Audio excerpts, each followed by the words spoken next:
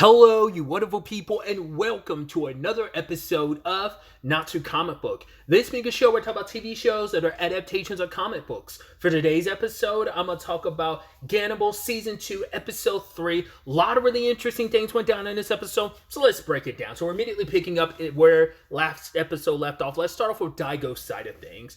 I completely misconstrued the Yosuke of it all because I thought Yosuke was there without them knowing. It's like, no. He came there with the other Gatos. He came there because they, not the Gotos, sorry, I think I said Gatos. The Gotos, just because he was their backup, they were kind of far away. But it's like, oh, like I completely thought Yosuke. I thought it was interesting because he hadn't done anything yet. But it's like, oh, because he kind of isn't really, because he hadn't really fully decided yet. Because he knows what he wants to do. He went out of his way to connect with the child. I think it was specifically Kaneko's son that Yosuke connected with our last season, if I remember correctly.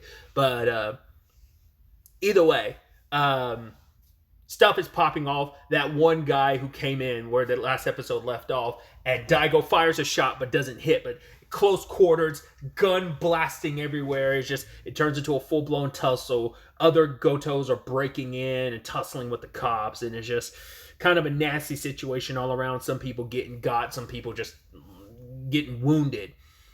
But like what it came down to is like Daigo ends up killing one of the Gotos, but it like triggered that memory with that guy that he killed. Basically the situation that led to Mashiro no longer speaking.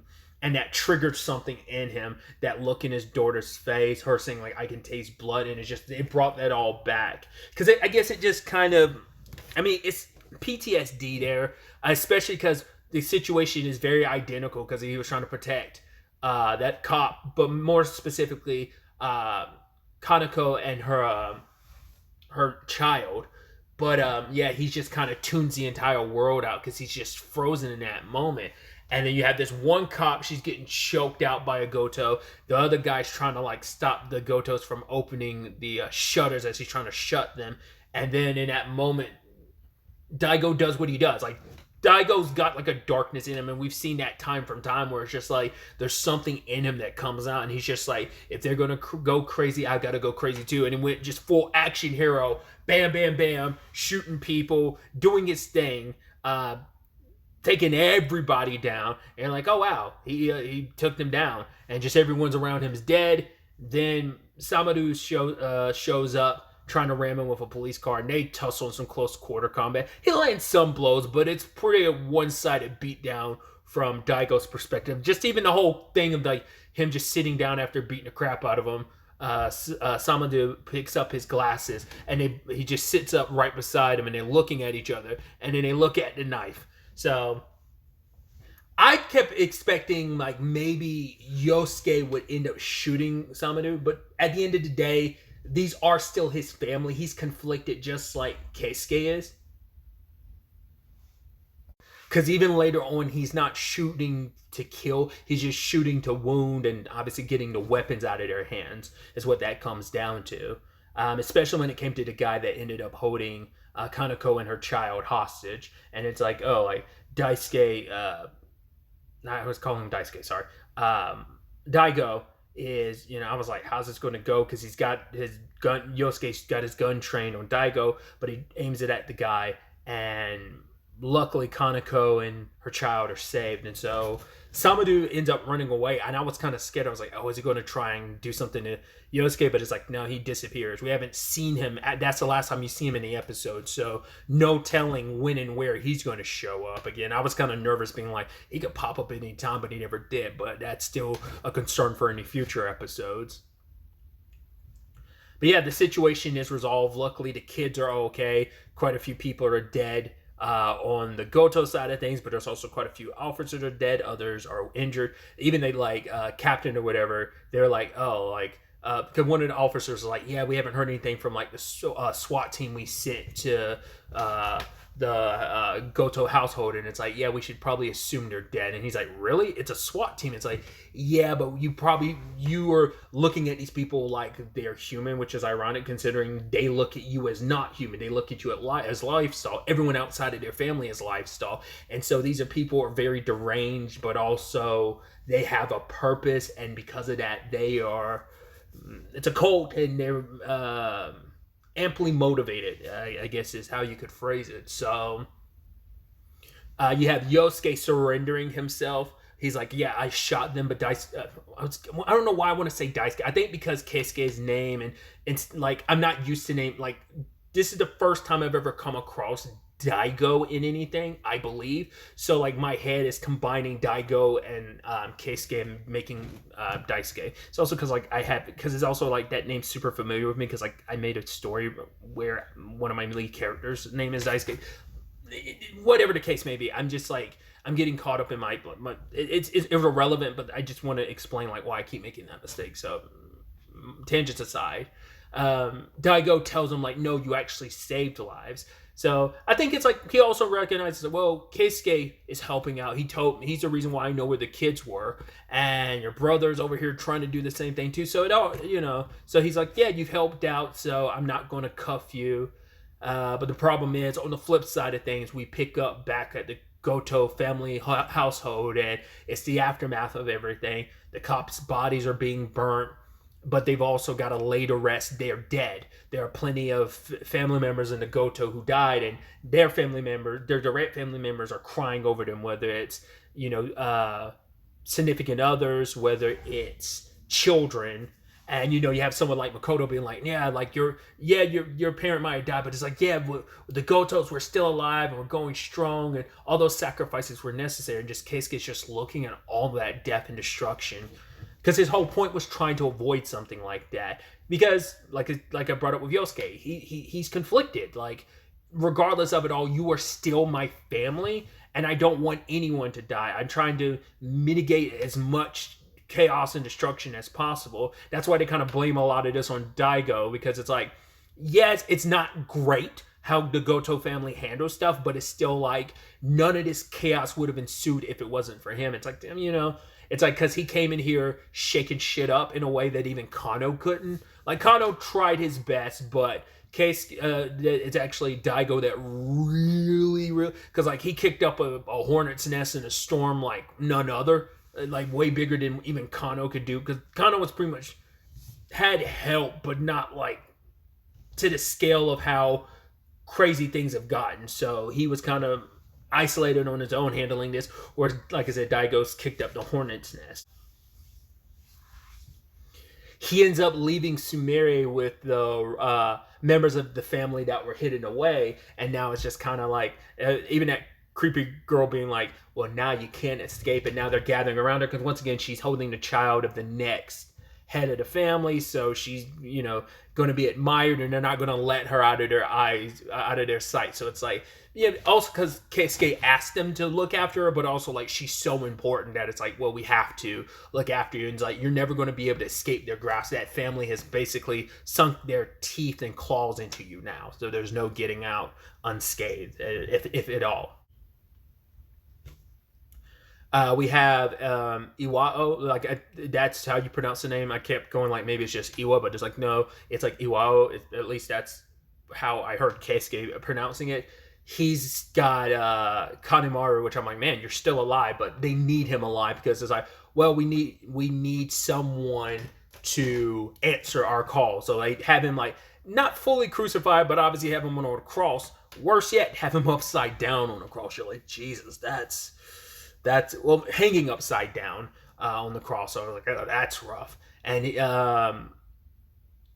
Iwao is trying to get information out of him, and he finds like the pocket watch, and he's like, why do you have this? And he reveals like, my grandfather was Gen's brother. It's like, do you wonder how Gin, despite being the youngest sibling, was able to become the head of the family? And it's like, yeah, because her brother died. It's like, no, he never did. So I don't know if Gin covered that up by pretending like her brother died. Maybe he ran away and Gin took advantage of it, being like, my brother died, and that's how that happened.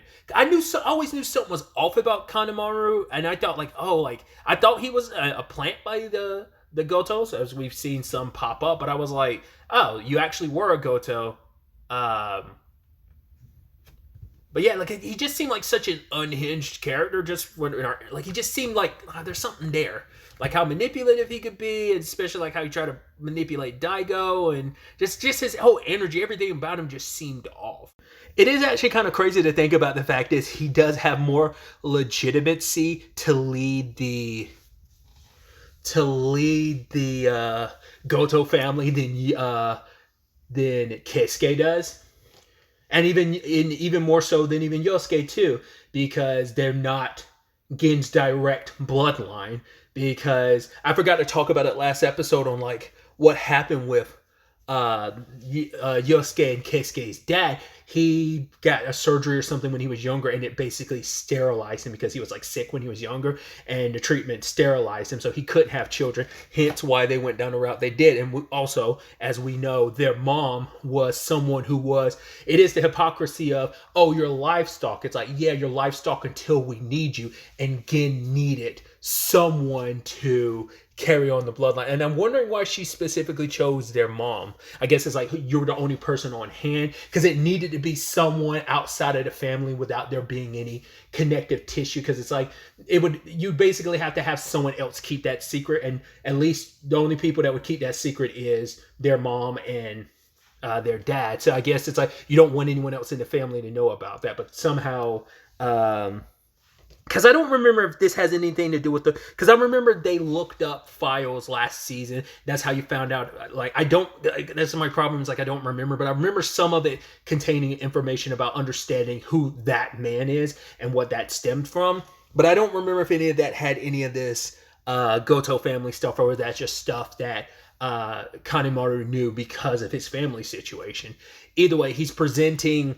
Like, the fact is, he's like, yeah, that woman was a liar. She manipulated you. You guys are being brainwashed by her. I don't know if what we as an audience know about all this is all that Kanemaru knew and told Iwao, but we'll never know because he silences him, because it's like his job is to protect the family, specifically Keisuke, and it's like, this is how this family's run. And basically, Kanemaru's information would basically undo what this family's come to know and believe. And it's that thing of, even if it's horseshit, it's their foundation. It's all that they've held on to.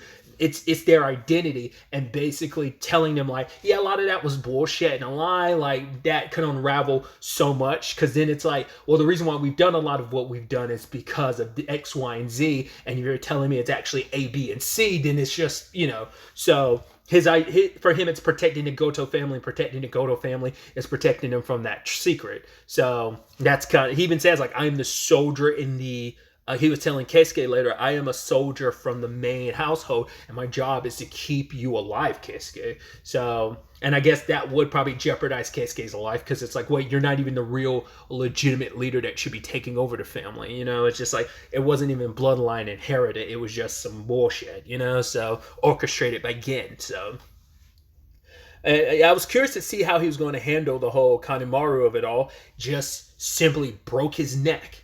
So, and once again, that secret didn't die with Kanemaru. It's in Iwao, and I'm curious like how much he's going to confirm with Keisuke, because Keisuke knows the truth of his birth. But once again, as him and his dad had that convo last episode, but he's like, I already know that man is my dad, and my brother's dad.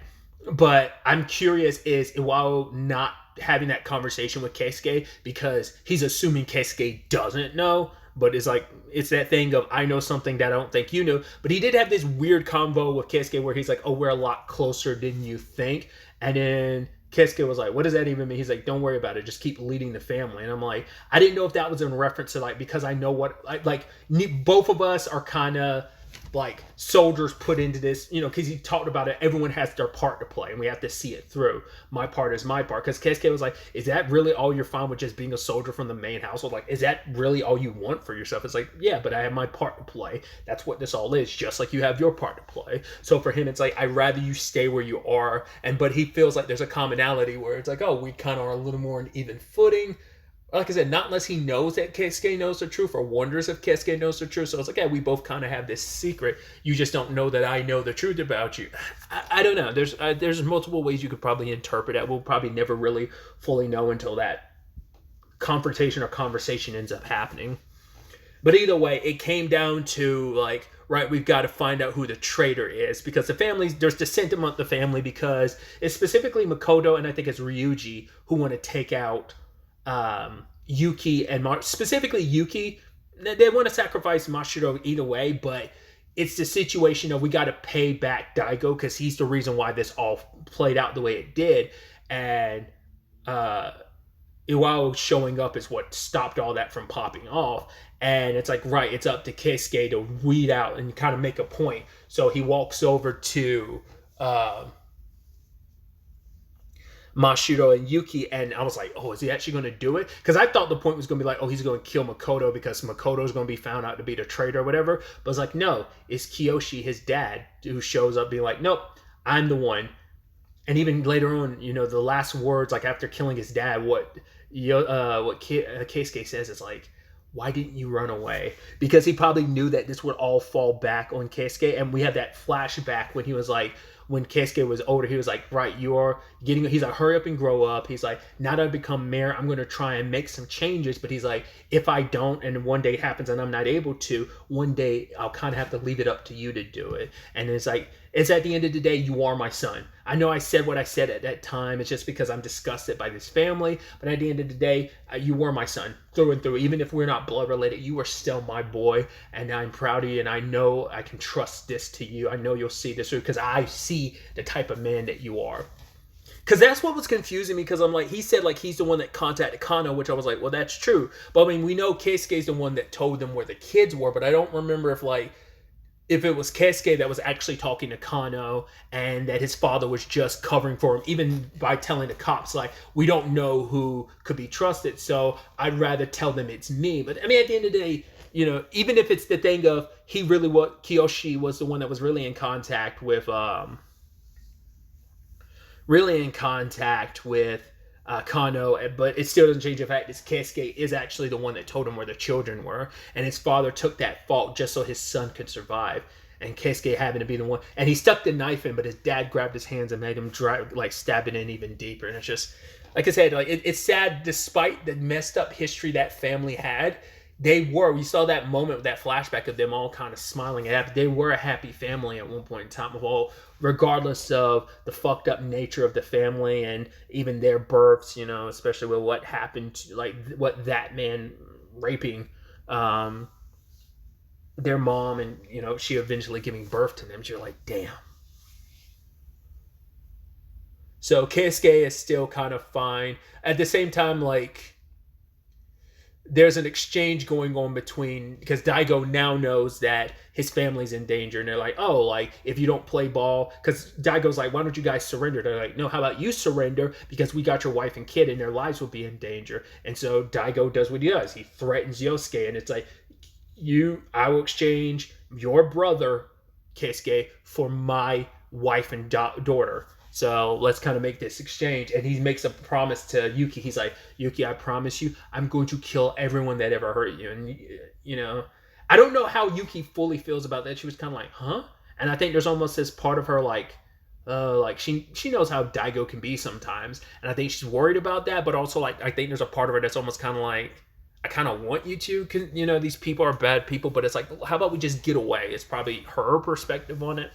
There's even this conversation near the end of the episode with Yosuke when he's talking to Daigo, and he's like, kind of saying, like, you frighten me, because he's like, I can't believe, like, how far are you willing to go? And he's even saying as far as like, aren't you worried about other people? And then Daigo's like, are you? And it's like it is that complicated thing that there is a little hypocrisy there, considering like your family's kind of kept this thing going, not really caring about other people. They were always livestock. As if they're not a goto, screw them.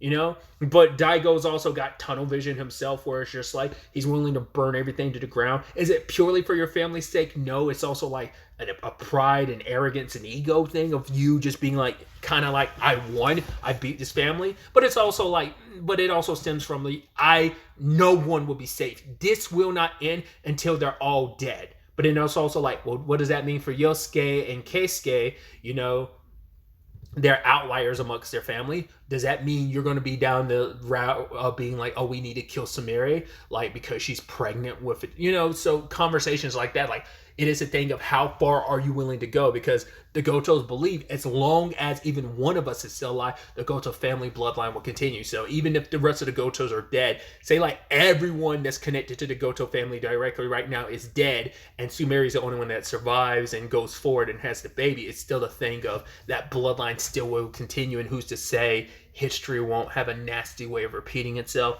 That's unclear. We don't know where that'll all kind of end up taking us. But along those lines too, while